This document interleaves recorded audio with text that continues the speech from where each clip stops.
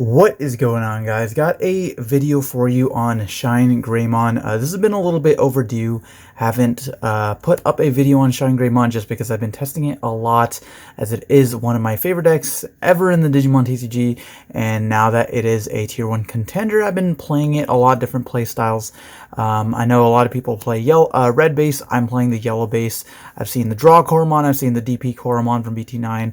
I'm personally a big fan of this one just because the extra 1k comes up a lot, and so this build is a little bit unconventional, a little bit more control focused, but I'll kind of get into my choices. I managed to get first place with this at locals last week, and then I also took this to the Gen Con regionals. Didn't do too great, but managed to get 69th place. Nice, just because I kind of just drew not the correct cards I needed to see. I don't think it was the deck's fault per se. I just didn't see the right cards at the right time, just variance. But anyways, let's go ahead and get into it. Already talked about the egg a little bit. So for the rookies, I'm just going to be playing a bunch of Agus. So of course, playing the 4 BT12 Agumon. This is definitely the best one. It's your only Tamer Searcher, at least themed Tamer Searcher, as well as the Inherited is pretty much the best one I think you could hope to see. The neg 2k comes up quite a bit, especially when you go into Geogray. If you've got this plus Geogray plus the BT13 Marcus, that's a neg 5,000, and the neg 6,000 if you got the Koromon plus 1 memory with the Marcus effect. So really important card. The next most important one I would say is the 4 copies of the BT13 Agumon. So this one basically just main effect makes one of your Marcus a Digimon, and so that you can attack with it and get their effect when they're suspended. You basically have 2 Marcuses in this deck. You've got the one that free digivolves into any yellow Greymon, and then you've got the one that gains you memory as well as neg 3k DP on something. So being able to turn either one of these into a Marcus, this one especially because the 5 cost can't actually make itself a Digimon. This one makes itself a Digimon by paying a memory at the start of the main phase, but sometimes there were situations where I would have like turn 1, digivolve this, play this, and then I can move this out without paying a memory because I can just make the Marcus a Digimon off of this Agumon's effect. So it actually comes up quite a bit. This is also like your pseudo hybrid. A lot of times if you've got leftover memory, you can slam this on the field and then just make your memory tamer a Marcus, or like make your memory tamer a Marcus a Digimon to be able to go for game. Last Agumon here, 2 copies of the EX4 one. This one's really good. Just being able to gain the extra memory, breaking even with the Marcus is really important, and then also the draw Inherited is really strong. The only issue I have with really these Inheriteds is that they don't neg DP. This is the only rookie that negs DP, so it's the most important. This one being able to kill 3k or lower comes up a decent amount. And then the consistency is nice off of this, but it's not as good in the mirror. I think this one is for sure the best one in the mirror. And then for the last rookies, just playing 2 copies of Kudamon. I've been testing out Agumon X Antibody, which I think is a little bit less consistent if you're playing yellow base. So number 1, I wanted to play yellow base. This can evolve over a yellow Koromon. And then also this doubles as a Tamer Searcher because you get to reveal top 3, add a yellow Digimon card with Vaccine and 1 yellow Tamer. This entire deck is yellow vaccines, including the level 7s. And then of course all your Marcuses are yellow Tamers. So this card is actually impossible to whiff. Not that I've ever whiffed with this card because it searches for a Greymon at the very least. You might whiff on a Tamer. But this card can also search itself. It can also search the other rookies, versus this one can only search Greymon. So sometimes if your opponent like puts you to 3, you just like play this for 3. And then sometimes if you like reveal another Agumon, you can just go ahead and digivolve in the back. But I really, really like Kudamon. The only problem, obviously, being that this can't digivolve into GeoGreymon for the reduced cost of 2, or not even reduced cost, just the alternate condition. You have to digivolve it for 3 with all of the level 4s, but I think that's okay. A lot of times, if you're free evolving, it doesn't come up anyways, and in the mirror, if your opponent has the memory tamer, the difference between 2 or 3 is a lot of times negligible. So that's going to do it for the rookies. For the champions, pretty standard lineup. I'm going to be playing the 4 free play Geogray from hand. This one I think is the best one just because it's really good early game or even late game. If you swing the Marcuses and then dies, goes back to security, you can use this again. And then of course the Inherited is the best one out of all of them. I think the neg 2k is really, really important. And then 3 copies of the other ones. Playing 3 copies of the EX4 Geogray basically does the same thing as the Agumon. Gains you extra resources and extra memory as well as in draw is really nice. Being able to digivolve this in the back and then go Rise Greymon next turn is really important. And then 3 of the arguably most broken one is going to be the BT13 ShineGreymon. The only reason I'm playing 3 of this, like, this might seem crazy. I think this card's insane. But number 1, you don't want multiple of this card, especially if you whiff. So a lot of times, if you're like turn 1 or turn 2 is Digivolve this in the front, it's a little bit of a greedy play because you don't really know if you're going to be able to get a tamer. Versus this GeoGray, you'll know for sure because you either have one in hand or you don't.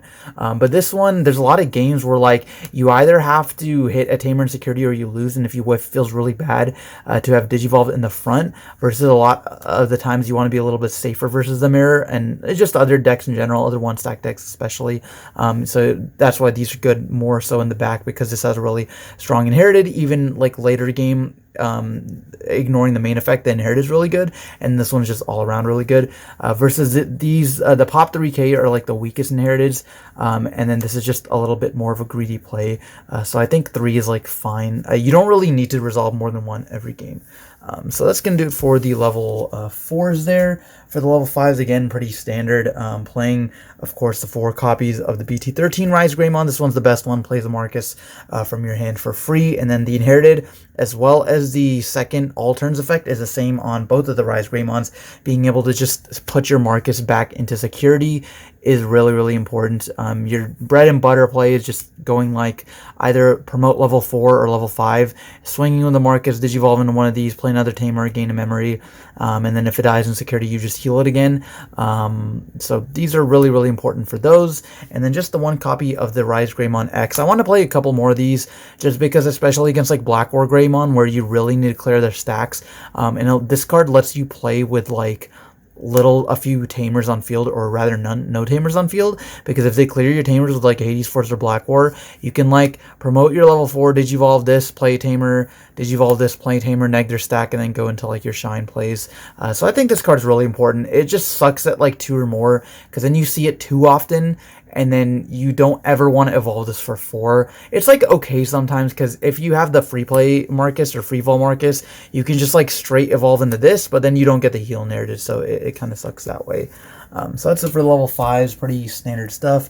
And then the non-standardness is coming with the level 6 lineup. So 3 copies of the ShineGrey. This one's just really good, obviously, being able to neg your opponent's board, neg their security, checking 2 with Marcus is always good. This is your very proactive and aggro card. And then what I think is slept on is going to be the BT2 ShineGreymon, 2 copies of this. This card is really, really good. Like, we've known this card was good in the past. No one's really playing it now because this generally clears boards. Like, if you've got 2 or 3 tamers, that's like a neg 6, neg 9. But this card can, like, really, really win you games against the harder matchups like Black War Greymon, ShineGreymon, just like the 1-stack decks, even against the Mirror and like Mirage Galgamon or Royal Knights, like things that are like more than like 12 to 13. This is like really important. Not only that, but it pairs really, really well with your level 7s, and I guess I'll talk about like the combos with that and why this card's so good, especially because of the level 7s you're playing. 2 copies of Burst Mode. This is pretty standard. This card's your win condition. And then 1 copy of Ruin Mode. I was playing 2. I think 2 is really important, but the problem is you can't cut into this. So you actually just have to play 4 level 7s, and that's like doable. Like I tested it out and it was like fine, but just a lot of times you just like break because you're playing like so many high level Digimon. But the other reason why this card is so good is because in tandem with your Marcuses, so you've got the 2 different Marcuses. There's a couple different plays you can do. So number 1, if you just like evolve this for 4, you can gain back memory because it suspends all of your Marcuses. So let's say I've got these 2 on field and I've got like a ShineGrey or something. So I can go like ShineGrey, like Digivolve this for 4. Like let's say I'm at 3, like I promoted this or something. Digivolve for 4, I'll neg 4k twice because of the ShineGreymon's effect, and I can split that up however I like. So let's say they've got just 1 big stack that's -8, and then from this I'll gain back a memory, go to 0, and then I can neg 3 again, so that's -11. And then this Marcus lets you free evolve when it's suspended. It's not just off the attack, it's just whenever it's suspended. So then if you've got Ruin Mode or Burst Mode in your hand, you can free evolve the Ruin. It'll do another neg 5, so that's neg 18. If you really need to, you can swing with this the same turn, so that's neg 23, and pop something, and then neg 10 on their board. until the end of the next turn. So this card with Ruin Mode is like really important. I think it's really insane into basically every single deck, aside from like Belphamon. Just being able to prevent them from promoting their stacks. If they've got a level 5, you'll do this twice for the neg 10k, but a lot of times you're just sitting on this for 2 turns. You'll neg 5, and then you know against the mirror they can't promote the Marcuses, they can't promote anything in the back, so you just sit on that for a couple turns, and it's really good. Even when, if you don't have the Rune, if you just like, let's say in that same scenario, you free evolve a Burst Mode, because it was hard evolved, you actually just keep the Burst Mode, so then you can do that effect. Digivolve that, you're at 0, bounce this back, play this, and then swing, gain a memory, go to 1, trash a security, and then continue that turn, and you just get a free security trash every single turn, because once this hits the board, it's basically vanilla. So evolving into burst mode, like hard evolving into burst mode, is like actually fine, because while this does gain 1,000 for extra tamer, which does come up a lot, just making this a 15k body that every single time, like if you're getting 2 turns of value out of it, you trash 2 security from your opponent. So it's really good. So for clearing boards and warping to your level 7s for like 0 cost, it's really insane. I love the interaction with Shine, BT2 Shine, as well as these 2 Marcuses. So that's going to do it for the Digimon, basically. And we kind of alluded to the Tamers and stuff. You already know how this deck plays. We're playing 4 copies of this Marcus and 4 copies of this Marcus. So your 8 Marcuses, I think no more, no less is fine. It's pretty standard. This, you know, gets you the extra swings and gets you your free Digivolutions. This one's still really good for clearing boards as well as gaining you that extra memory. And the only other Tamer I'm playing is just 1 copy of TK. I like this a lot for consistency reasons. It makes your Geogray whiff less easily. And this is also a memory Tamer, or just actually a Tamer in general. You want to like play from your hand. Most of these, like, if you're being greedy with Shine, you want to evolve into the Geogray and the Rise Gray to like free play all these, especially this one, because you don't want to ever pay 5 for this. This one, okay, is like hard slamming sometimes, just depending on situation. But this one, you're like totally okay. Just playing this turn 1 is really good. Being able to look into your security so that you have knowledge of what's in there before you like Geogray is really good. And then just having a memory setter that just like constantly stays on the field, because a lot of times you'll be like swinging with these, making them Digimon or whatever. So this one just stays on the field is nice. So that's gonna do it for the Tamers there. And then for the option cards, the only cards I'm playing for that is going to be 3 Yellow Memory Boost. I'm not playing Final Shining Burst. I'm not playing Sunrise Buster. I like those cards a lot. Obviously, Sunrise is a run for a reason.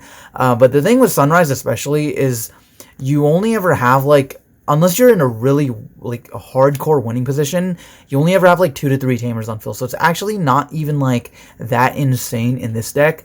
Final Shining is good for like Belphamon and stuff, but I don't ever want to just put them to like, I don't want to play an option card for 7 to 8. I think that just feels really bad. It's really good in security, but I think this is like my security bomb, quote unquote. Just being able to search for your pieces, getting extra memory off your cards and stuff is really nice. I was also playing Yellow, the Reinforcing Memory Boost, but I cut that for the TK. I think either is fine, but I just want the extra like consistency in or searching your security with the TK. But anyways, guys, that's gonna do it for the video. Hopefully you guys enjoyed, and I encourage you to check out or test out the Shine list. I know Shine is pretty cookie cutter and it's kind of been solved, but I think the highly underrated cards in the deck are going to be, of course, your Ruin Mode and your BT2 Shine. Like, these cards are really insane, and in the scenario, I think, where if BT12 Marcus ever does get limited, I actually don't really think this needs to, just based on the context of the English format, but if it ever does, you can fall back on these, and the deck becomes a really strong control deck. But anyways, guys, that's going to do it for this one. Thanks for watching, and we'll see you next time.